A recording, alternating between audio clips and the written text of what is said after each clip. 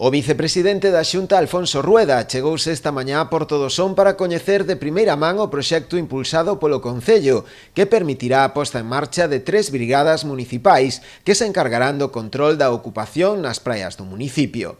A achega por un importe duns 23.000 euros permitirá a contratación do persoal e o material necesario para poder realizar esta tarefa. De agradecimiento por esta axuda de casi, nos pedimos 28.000 euros, que é o que nos fai falta para contratar esas personas para facer 3 brigadas, xunto cos seus vehículos, tamén a señalización que poñemos en todas as playas para, aproveitando o eslogan sentidiño, que a xente respete. O vicepresidente da Xunta destacou a proposta do Executivo sonense, que se acolleu a esta convocatoria de axudas para a mellora das súas infraestructuras turísticas. Con ese esforzo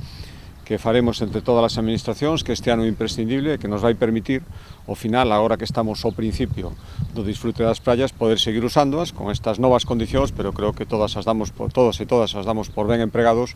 se nos permite ter ese verán seguro despois de todo o que temos pasado, pouco a pouco seguir dando pasos, non dar ningún paso atrás, e para eso hai que estar convencidos e, insisto, os usuarios das praias